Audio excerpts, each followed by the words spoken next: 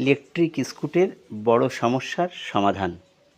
দেখুন, এমনই একটা সমস্যায় পড়েছিলাম আজ প্রায় ৮-১০ দিন, যেটা ঠিক করার জন্যই আমি ইলেকট্রিক স্কুটির মিস্ত্রি ৩ জায়গায় নিয়ে গিয়েছি এবং তাদের বড় বড় শোরুম আছে, কিন্তু এই সমস্যার সমাধান এবং সাধারণত মোটরসাইকেলের গ্যারেজেও নিয়ে গেছিলাম, তারাও বহুতক্ষণ চেষ্টা করেছে, কোনো সমস্যার সমাধান করতে পারিনি। কি সমস্যাটা হলো, এই যে গাড়ি অন করলাম, অন করার সঙ্গে সঙ্গে এখানে সেন্সার লাল যে চিহ্নটা, যেমন আমি দেখি এখানে আসে কিনা, এখন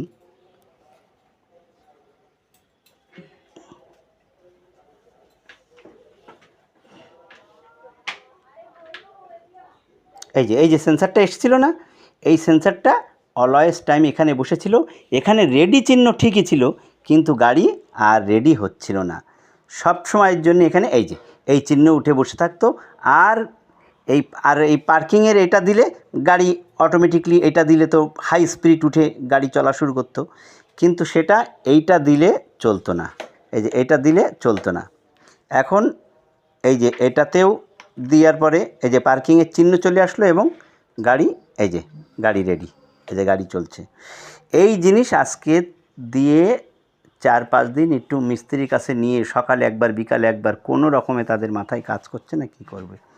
তা এই ধরনের যদি কোনো সমস্যায় পড়ে থাকেন, তবে অবশ্যই আমার সঙ্গেই যোগাযোগ করবেন। কিভাবে কি করতে হবে আমি সেটা করে দেব, ঠিক আছে। এই ধরনের সমস্যার যদি সমাধান চান তো অবশ্যই যোগাযোগ করবেন। রাধে রাধে।